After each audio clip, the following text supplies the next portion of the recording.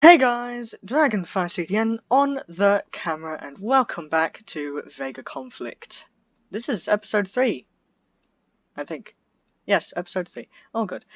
So, I know it's been a month since I last uploaded, but this is because exams, and I've honestly haven't had YouTube at the top of my priority list since that, so yeah, sorry about the 1 month of upload time, but hey, I'm back from the pits of fiery hell that I've returned from, with a whole lot of stuff to showcase, along with the new spawner module, which is also quite fun, and just as a quick update just for these before I actually start, these allow you to put things like these blaze sentries inside of them, and basically that means that you have like little spawn ships occurring inside of your own base, which is quite fun. I might actually show you base attack of my base just to show that at the end. I also have caliber driver turrets, which are also quite nice. Also, if anyone could tell me what the top turret of this, which of these five weapon slots that actually corresponds to, that would be quite nice, because I want to have a caliber driver turret up there, and I don't want to mess about moving everything around until I finally get the caliber driver turret there, because it takes time, and I don't like wasting time, so, yeah. Yeah. Anyway, so, as the title of the video suggests, I thought, hey, why not show the Torus Dreadnought off, because I've had this for a while. I've also got the Ark, which I'll probably do later, but for now, the Torus Dreadnought, which is a very, very nifty Dreadnought, if I do say so myself. On its own, with the kit I've got, the fleet is level 139. I have 4 caliber drivers, 4 breach cannons, 3 armoured holds, 2 of which are Mark 1 and 1 of them is Mark 2. 2 Mark 2 deflector barricade shields. 3 Mark 1 graphite armour. 1 Mark 3 fold drive. A Mark 1 Holt Revenant. The Redback credit, because it's my favourite skin, and Mark 2 energy spawn ship thing, the Chase Phantom. There we are. So yeah, I'm going to show the Taurus Dreadnought off today, and we're not going to show it off in this sector. Instead, what we're going to do is we're going to go to the event that's currently on, which, because we currently have Decimation, so we're going to go to Zuben. I think that's how it's pronounced. And I have a Liberator's target somewhere. Which one was it? If I can ever remember, it was Liberator's Servitor. That's what I'm going to do. Now, because I've got the fold drive in here, it's basically the best jump drive in the game, so I can just do this. You dare to take that off of me. Cool. So, this is just a Taurus on its own, and first of all, allow me to note how big this thing is compared to everything else. Like, this thing is huge. As with most Dreadnoughts, it's got a cruiser firing arc, interior firing arc being the spawn ship, and of course you have the secondary firing arc that boosts the ship's perks. In this case, I think it boosts the speed slightly at points. We actually have a viewer watching us. And because of the way I designed this, the breach cannons, of course they only work when you're getting close, but they do the job really well. Oh my god. As the fire up perk, when this thing reaches maximum phase state, not phase state, but maximum damage threshold within the state of which it enters, that I have no idea what it's called, it actually fires out a nuclear projectile, as the devs called it, that deals damage to all targets, health damage only, and slows them down. Plus, if that thing hits anything on its way, it pierces straight through and does obscene amounts of damage. It's basically just like, if you're too close, like that one just barely missed. Also, the Taurus is extremely maneuverable, having the same speed as a Switch when it's not in overdrive mode, whatever it is. and having slightly more speed when in overdrive mode, which is very, very, very cool. So this thing is a fast Dreadnought.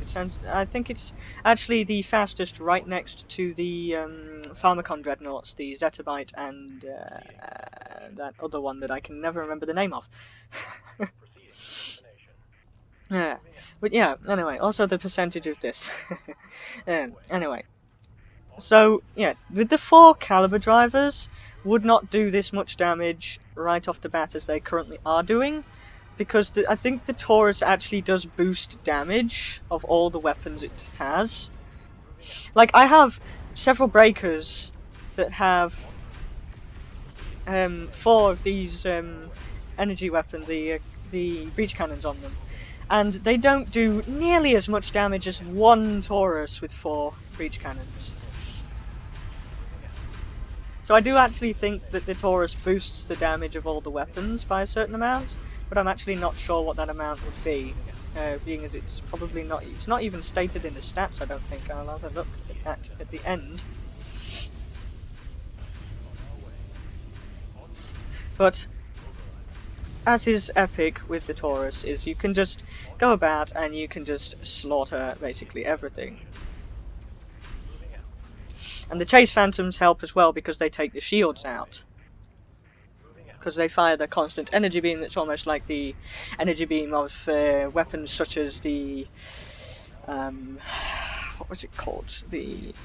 That beam thing, what was it called? I can't remember what it was called. But there was a beam thing that goes on carriers. It'll come back to me at some point unless I look. But this is a very powerful ship, and I know it's a Dreadnought, but like, usually Dreadnoughts don't like being surrounded by enemies. The Taurus is actually built to kill hordes of enemies, which is actually really cool. Because actually in the description of the Taurus itself, it states that it is meant for fighting hordes of enemies and not for fighting individual enemies and whatnot. Although it's very good at the latter. But just the raw fact that this thing's raw power... We just took an entire fleet out and we've only got 74% HP remaining. That's a 40 coin repair. That was really good. And then of course we just jump back into base. Also, there's a bug with VEGA that I've actually been meaning to talk about. Is whenever you click the first time after switching areas of Windows, it actually will not highlight the jump key, which is actually quite annoying. So yeah, I'd actually like that fixing. But anyway, now for a quick base showcase of what my base can do. Now, unfortunately, if you hover over these dudes, it does not show you the range that they have. That is because there is absolutely no range to them. They have infinite range because they're spawn ships. So they spawn in and they just come out here and start dealing some damage. Now, these ones are pretty much immune to it because of the high shield capabilities, but him, however, this little dude, oh boy, when his shields go down, he dies very quickly. By very quickly, I mean very slowly, because these things don't do that much damage. But this basically means my base is now impervious to all outside attacks of any meta attack or whatever. Because, purely and simply, these dudes will go out there and they will chase everything out of the way, just purely and simply because they have no range. So there is literally no hiding. Once you're within my base's range, these dudes are already at you and attacking you. So, yeah, and they do so much damage as well. And they have so much health. So it is quite literally like, there's honestly no point. These two are working in unison, just absolutely bolting out damage. These three just yeeting death. And then there's just this one on his own, just there.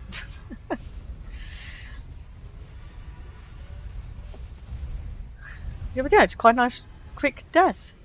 Also, you might have actually noticed that the game volume is actually a lot quieter. That is because I turned it down, because everything was ear rape and nobody likes that. So yeah. But that was it, basically, and they didn't actually get that close. That's a free repair. My base has impervious defense, and they didn't get anywhere near the caliber drivers, but I'm telling you, the caliber drivers, when they fire, is devastating. The Rife missiles and the caliber driver turrets fire in the same way, where they launch 3 projectiles going out in a spread. It's like projectile, projectile, and projectile all at once.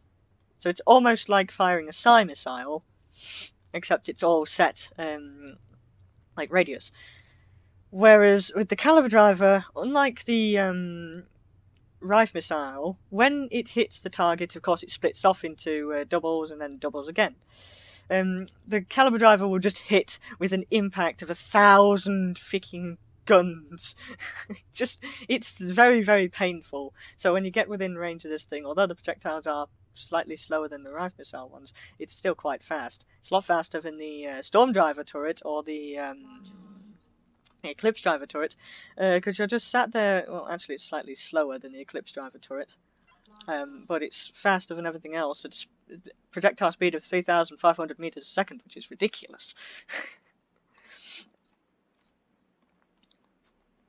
But yeah, that's pretty much that. And of course, the Taurus Dreadnought over here, we got 2 hours 5 minutes from 75%. But like, that's insane.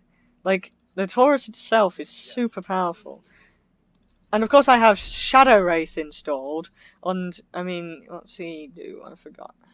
Shadow Wraith, you boost the kinetic bonus damage and blah blah blah, but you also boost the Dreadnought's acceleration.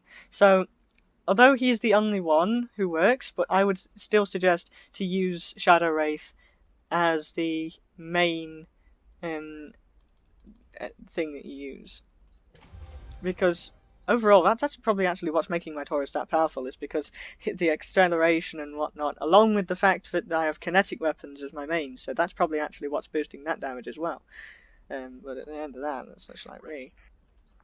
And the Taurus's, what do you call it? There was a description to the Taurus. Hold on. Let me see if I can find it, because it was somewhere over here.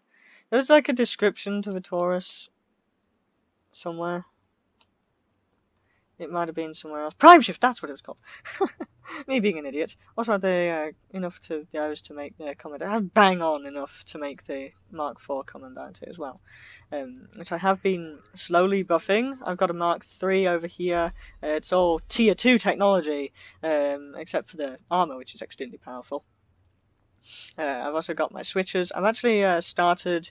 Let me see here. I've actually started building switches for PvP. As you can see there, I've got a spare breaker from the event that I got that I'm going to refit at some point. I've got this Deadeye Mark II over here that I'll be using at some point. I've actually got 3 of these switches, so I'm actually going to make a PvP fleet now.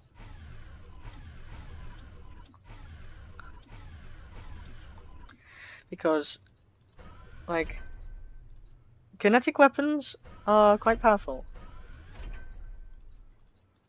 So yeah.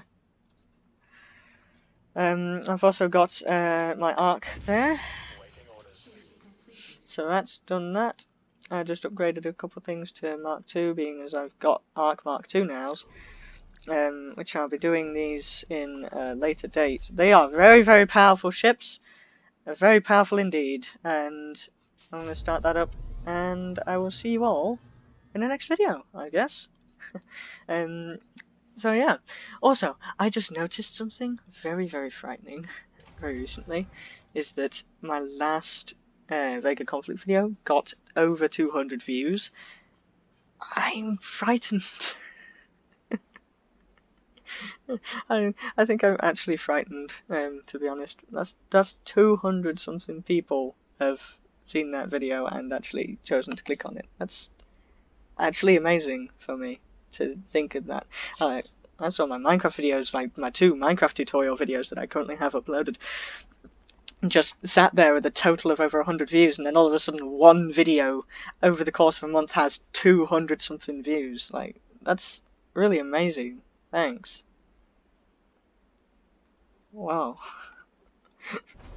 I honestly don't know what to say. Thanks. Anyways, I will see you all in the next video. when I do. I'm on the school holidays right now, so it should be easier to make more videos and stuff, and yeah, everything ought to be going to plan for these next 2 weeks. So yeah, I'll attempt to upload a bit more often because to make up for the month of time that I've lost. So yeah. See you all in the next one. Bye bye!